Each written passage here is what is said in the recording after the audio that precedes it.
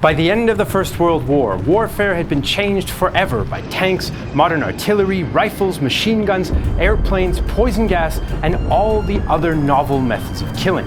Common wisdom says that cavalry was useless in this new, modern war. But was that really the case? The cavalry is one of the oldest arms in history, and in 1914, there were well over 700,000 cavalrymen in European armies.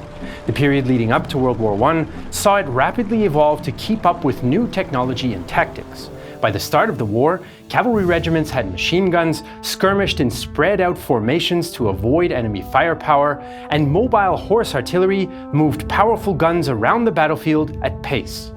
Military thinkers also debated about how cavalry could be the most effective in combat. Should they use their rifles and machine guns from a distance, or get closer to the enemy and use revolvers, lances, or sabers? Most agreed a mixture of both would be best, including the 1912 British Cavalry Training Manual, partly written by Douglas Haig. The rifle endows cavalry with great independence. Cavalry must be prepared, therefore, to use either the sword or the rifle, or the two in combination. German pre-war regulations also called on cavalry to attack when they had infantry or artillery support. But their job included many other missions like reconnaissance, rearguard actions, raids behind enemy lines, and exploiting gaps made in the front by other arms. Once the war began in 1914, even though it was primarily an infantry and artillery war, all these theoretical ideas about cavalry would be put to the test. Every army fielded all sorts of cavalry, and its role would change as the conflict evolved. But let's start with a quick look at France. The French army have a reputation for contradictions in 1914. Their infantry still wore its infamous red trousers, and their heavy cuirassier cavalry still wore metal breastplates and fancy-looking helmets. And indeed, French cavalry ran into serious problems at the start of the war. One of the main issues was their standard of horsemastership, the skills of individual cavalrymen in caring for their animals. The French had not placed much emphasis on the long-term health and survival of their horses in training, and this had deadly effects in 1914 when men and animals were pushed to the limit. For example, the 1st Cavalry Corps marched into Belgium and then retreated back into France in 38 days of non-stop movement over 1,500 kilometers. The riders in the vanguard averaged 87 kilometers a day, which meant that the Germans were often the least of their worries. Many horses ended up dying because of French doctrine. Troopers rarely dismounted, which led to sores forming on the animals' backs, which often got infected and killed them. Standing orders also prevented the men from watering their mounts as often as necessary, a source of frustration to one squadron commander. We were forbidden to water the horses to avoid lengthening the divisions interminably. The fact that it was midsummer and the horses became tired easily made frequent watering all the more necessary.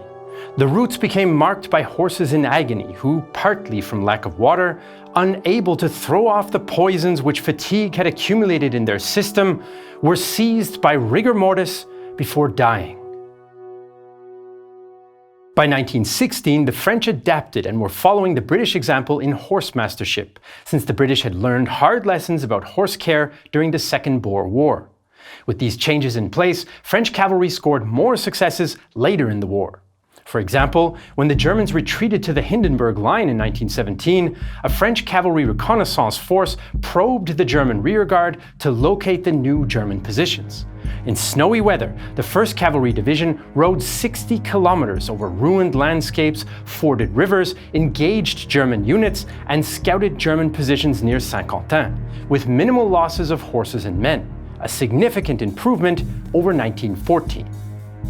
So the French managed to improve their cavalry's overall performance as the war went on, including reconnaissance. But most of us associate the cavalry with charges, a tactic that seemed obsolete among the trenches and machine guns of the Western Front. Sometimes, though, riding straight at the enemy was a sound military decision. At the Battle of Soissons on May 30th, 1918, a squadron of French chasseurs attached to the 74th Infantry Division conducted a frontal charge against the German position on the recently captured Chaux d'Urne plateau, after a French infantry attack had failed. 80 riders spread out over a kilometer managed to capture the position within minutes, even though the Germans defended it with artillery and machine guns. What's more, the French didn't lose a single man killed, although 11 horses did die. The French cavalrymen stuck to the rules and showed that a quick and decisive action by mounted troops still had a place in war, even against modern weapons. First off, the charge was a surprise. The French riders sneaked up behind helpful terrain before they attacked. Secondly, it was fast. Speed gave some protection to the cavalrymen, even against artillery and machine guns. British officer Ewing Patterson noted that cavalry usually took casualties only in the last 55 meters of a charge, a distance a man on a horse could cover very quickly. Once this happened, the fight was often over. Once the men were on top of the enemy, they put up no fight and appeared completely demoralized. Speed kept cavalrymen alive on the Western Front and allowed them to successfully participate in battles right up until the end of the war, like at Chaudun. The French horsemen emerged from their cover and charged in an extended formation that left 50 meters between each platoon and 2 meters between each rider. Most World War I cavalry charges were spaced out and far from the knee-to-knee stuff of earlier eras or films. The outnumbered French horsemen prevailed, and this was not the last or the only successful cavalry charge in the West. While Allied cavalry was ultimately tactically successful on the Western Front, it was in the Middle East where British Empire cavalry would be strategically decisive in the war against the Ottomans. By 1918, cavalry had helped the British at every stage of the Middle East campaign, from Egypt through Palestine and into Syria. Even against modern Ottoman weapons, British-led cavalry could be effective, and General Allenby gave the cavalry credit for the, quote, completeness of Allied victory. In Palestine, the British commanded units from the UK, India, Australia, and New Zealand. Only the Indian cavalry and the British yeomanry, cavalry of the territorial force, began the war as true cavalry, who were able to operate both mounted with a sword and on foot with firearms. The Australian and New Zealand mounted forces began as mounted rifles, which were organized and trained like regular cavalry, but were not armed with sabres and were not expected to be able to charge on horseback. Over the course of the war, the Australian light horse had conducted a series of tactical experiments, and this learning curve culminated in the charge at Beersheba on October 30th, 1917. The Australian light horse scored an overwhelming success against dug-in Ottoman soldiers, attacking according to standard British cavalry doctrine. One Australian trooper summed up the enemy reaction this way: "Men are remarking how the Turk fights until the very last charge, until the pounding hooves are upon him. Then he drops his rifle and runs screaming." Australian Commander General Hodgson argued that the victory at Beersheba meant that his men should be given swords and converted to regular cavalry. In mid-1918, the light horse received their swords and put them to use at the Battle of Megiddo and the capture of Jenin. As 50 Australian riders approached the town, they drew their sabres and charged a group of 1,800 Ottoman soldiers resting in an olive grove. The Australians captured all the Ottomans, which helped the rest of the light horse to take the town and 3,000 more prisoners, all without a single Australian casualty. Australian Brigadier General Lachlan Wilson wrote that if the cavalry had not been equipped with swords, things might not have gone so well. Without swords, the procedure would have been a careful approach, then probably a firefight, and we could not have got into Jenin that night. Probably the prisoners captured that night would have evaded us or had time to organize. The Allied victory at Megiddo wasn't just thanks to the Australians, though. Indian cavalry also played a key role. Indian cavalry regiments were typically armed with lances and were slightly larger than their British and Australian counterparts, but their training was basically the same.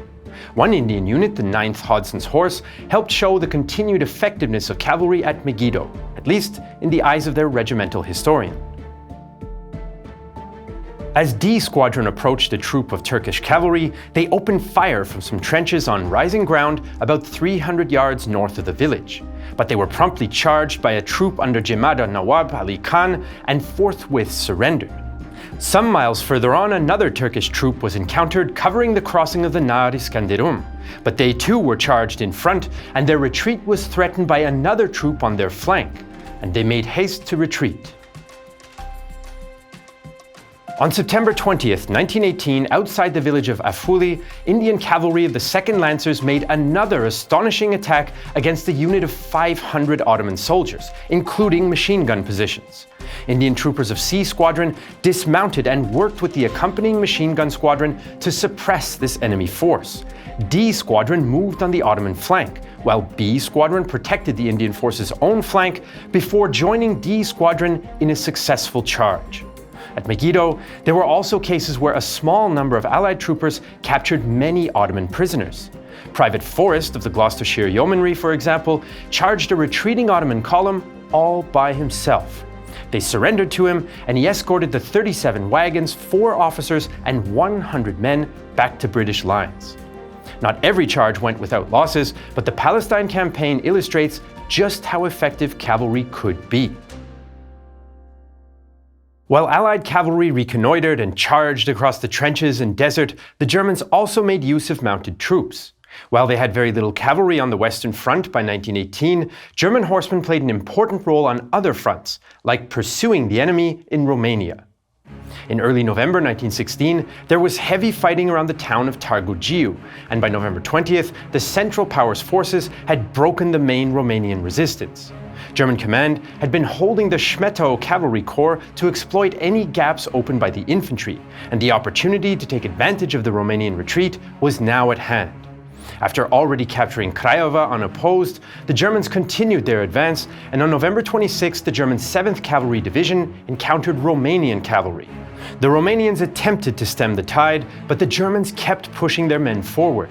On December 1st, Romanian forces tried to counterattack, but German cavalry launched harassing attacks to disrupt enemy preparations.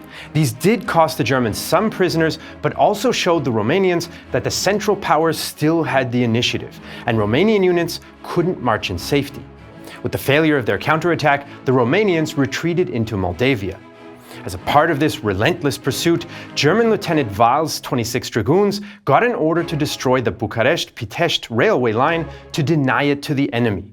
He and his men rode as fast and as far as they could until they ran into Romanian sentries. They dismounted, advanced on foot to the railway, and planted the necessary explosives before making their escape. The third train came 3 minutes after the second. A heavy crash, splintering of wood, steam explosions, and the locomotive's nose had been pushed into the ground, and behind it, the first 3 coaches were entirely crushed. For 1¼ hours, we were in the saddle, marching in heavy fog, which was coming from the valley of the Arges. Again, I had to rely entirely upon my compass, and in addition to the bitter cold and snowy rain, it was impossible to see one's hand in front of their face. A small number of cavalrymen were able to use their superior mobility in a fluid combat situation to inflict disproportionate damage on an important Romanian logistical line. In this campaign, the German cavalry had successfully conducted a harassing pursuit that helped push the retreat of the Romanian military eastwards into Moldavia and kept the enemy off balance. Falkenhayn's cavalry contributed to an increased operational tempo for which the Romanians had no answer. So we've covered some of the various uses of cavalry by the French, British, and Germans. But the power with the most cavalry was Russia, which fielded nearly 300,000 cavalrymen at its peak. Among the hundreds of thousands of Russian horsemen who served in the Great War, Cornet and later Captain Vladimir Litauer's experience provides us with a typical example of a cavalryman's war. In August 1914, he was with the Sumski Hussars when they invaded East Prussia. Litauer noted that in his first battle, when attacking the town of Markgrabovo on a reconnaissance mission, his divisional commander kept their machine guns in reserve. Despite the lack of machine guns, this action did show that the Russians followed best practices, like moving horse artillery units as far forward as possible to support the cavalry when it attacked dismounted. On the other hand, cavalry were vulnerable to concentrated fire from industrial weapons. Litauer described German infantry taking his unit by surprise in East Prussia. Machine guns opened fire with riflemen, and shrapnel began to burst above our heads. We had not expected anything like this. The surprise was overwhelming, and all 3 platoons turned back. How I turned, I do not remember. This was the only instance when I experienced such a complete blackout. I was in a panic. Litauer was also in a failed cavalry raid just before the Battle of Tannenberg in late August 1914. Yet even here his regiment operated in tandem with artillery and fought both mounted and dismounted. During their retreat, the Sumski Hussars acted as a rearguard and successfully delayed a German cavalry regiment from pressing their pursuit. First, they ambushed an approaching German cavalry squadron by dismounting and taking firing positions just below the crest on the reverse slope of heights overlooking a road. The Russians waited until the Germans were as close as possible before opening fire, and they were able to decimate the German squadron. Next, after mounting their horses again, the Sumski Hussar squadron spotted another squadron of German cavalry and charged straight for them. In a matter of seconds, Menshikov ordered "Canter," and the German squadron turned round and disappeared, and we halted. A minute later, we were under heavy fire. It was our turn to run away. We'd only 1 or 2 wounded. The German aim had not been too accurate. We dismounted again and kept on exchanging fire with the Germans until they brought up a battery. This is when Menshikov looked at his watch and said, "That's enough. The division must have crossed the river by now." The Germans did not follow Litauer's division, which made it into Russian lines, in part because of this rearguard action, which ultimately prevented the destruction of their division after the failure of the raid. Litauer's experiences in the opening month of the war are a good example of typical cavalry action during the Great War. He was excited to charge at the Germans with a saber and terrified when under fire. He was awed by the sights during the attack on Markgrabovo. He bivouacked in the open, cared for his horse, marched and countermarched. His unit was involved in reconnaissance, charges, rearguard action, and ambushes, all critical functions of cavalry on the vast and fluid Eastern Front. On the whole, Litauer's experiences in East Prussia were similar to those of most other cavalrymen during the Great War. Cavalry were a dynamic arm of the service during the First World War, and all nations adapted to battlefield realities to make the most of mounted troops. Strategically, cavalry was at its best when it was able to exploit a breakthrough and turn a withdrawal or localized retreat into a larger rout, like the Australians did in Palestine or the Germans in Romania, by keeping up the pressure on the enemy. Cavalry also contributed on a strategic level by providing valuable reconnaissance at times or in places where warfare was not completely static. Tactically, cavalry was at its best when it was able to use supporting arms like machine guns, artillery, or dismounted men, or, under the right conditions, to charge the enemy with speed. Of course, cavalry also had its limitations, especially on those battlefields that were defined by deep systems of well-defended trenches. But using cavalry in World War I was not futile or pointless. It was often a logical choice given the lack of mechanization and engine-powered mobility that was available. Eventually, tanks could break through enemy defenses, but they were still too slow to exploit, a job better suited to the quicker and more flexible cavalry. Their roles were complementary, at least until mechanization became more widespread after the war. Sometimes commanders made mistakes or poor decisions and used their cavalry unwisely, but that doesn't mean that cavalry was of no use across the board. The role of cavalry in the First World War is more important and more complex than it's often given credit for, and that is an idea worth pursuing. The evolution of modern warfare didn't spell the end of cavalry right away. Just like 30 years later, the atomic bomb didn't mean the end of conventional warfare. In fact, it marked the beginning of a nuclear arms race between the West and the Soviet Union. And the Soviets also saw the potential in nuclear energy for atomic-powered communism. If you're interested to learn more about the Soviet nuclear program from its origins in World War II to the Chernobyl disaster and beyond, you can watch our new documentary series Red Atoms exclusively on Nebula. Nebula is a streaming service we're building together with other creators and where we don't have to worry about the algorithm or advertising guidelines and where viewers directly support creators. If you go to nebula.tv/thegreatwar, you can get 40% off an annual subscription. For just $30 a year, you can watch Red Atoms or our other Nebula original series and much more. Want to learn more about an infamous Cold War icon? Check out Tip of the Spear by Mustard about the B-2 stealth bomber. And of course, on Nebula you can also watch all our videos ad-free and usually earlier than on YouTube. That's nebula.tv/thegreatwar for 40% off an annual subscription and supporting us directly. We'd like to thank Matt Novosad for his help with this episode. As usual, you can find all our sources for this episode in the video description. I'm Jesse Alexander, and this is The Great War, a production of Real-Time History and the only history channel that reconnoiters, charges, and pursues its enemies.